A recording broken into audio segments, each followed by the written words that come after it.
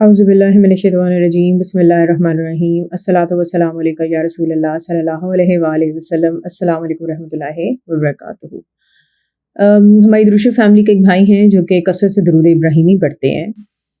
وہ کہتے ہیں کہ درود ابراہیمی پڑھنے کی وجہ سے انہیں بہت سارے مشاہدات ہوئے ہیں، لیکن ان میں سے جو مشاہدات وہ شیئر کر سکتے ہیں لوگوں کے ساتھ کہ جو درود شریف کی برکات سے ان کے ساتھ پیش آئے، تو ان میں سے کچھ مختصراً اس طرح ہے۔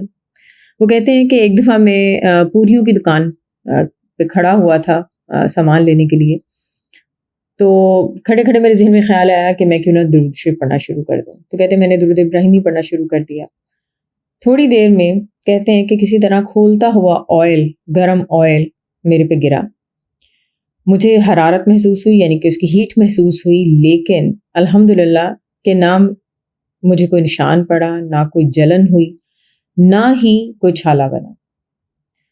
اسی طرح وہ کہتے ہیں کہ حج کے دنوں میں ٹی وی پر حج دیکھ رہا تھا، درود ابراہیمی پڑھنا شروع کر دیا، اور میرے دل میں خواہش جاگی کہ آج کچھ مشاہدہ ہو۔ تو کہتے ہیں کہ درود ابراہیمی پڑھتے ہوئے میری آنکھوں کے سامنے ایک منظر آیا کہ جیسے برف کی طرح سفید پانی ہے اور پانی جیسے ابل رہا ہو۔ تو اس کے بعد انہیں یہی بتایا گیا کہ یہ آب کوثر ہے۔ پھر وہ کہتے ہیں کہ اکثر انہیں یہ نظر آتا ہے کہ وہ اپنے مرشد پاک کے مزار پر کھڑے ہیں، سفید لباس پہنا ہوا ہے اور درود شریف پڑھ رہے ہیں۔ وہ کہتے ہیں کہ درود شریف پڑھتے پڑھتے مجھے اپنے مرشد پاک جو کہ پردہ فرما چکے ہیں ان کا چہرہ بھی نظر آتا ہے۔ اور اسی طرح کہتے ہیں کہ کچھ عرصہ پہلے انہوں نے اپنی ایک کافی شاپ کھولی ہوئی تھی، تو کہتے ہیں کہ وہاں بجلی گوندی اور ایک دم گھبراہٹ کا ایک طرح کا سامان پیدا ہوا، لیکن ان کو کچھ نہیں ہوا اور ان کا بال بھی بیکا نہیں ہوا۔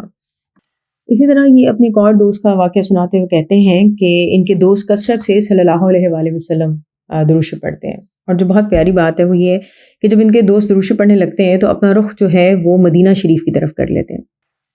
اچھا، مدینہ شریف کی طرف اگر آپ رخ کرنا چاہیں تو آپ پہلے دیکھیں کہ خانہ کعبہ گوگل میپس میں آپ کو جہاں نظر آ رہا ہے، تو اگر تو مدینہ شریف خانہ کعبہ کے سیدھے ہاتھ کی طرف ہے، تو جب آپ کا خانہ کعبہ کی طرف رخ ہوگا آپ اپنا رخ بھی سیدھے ہاتھ کی طرف موڑ لیں گے۔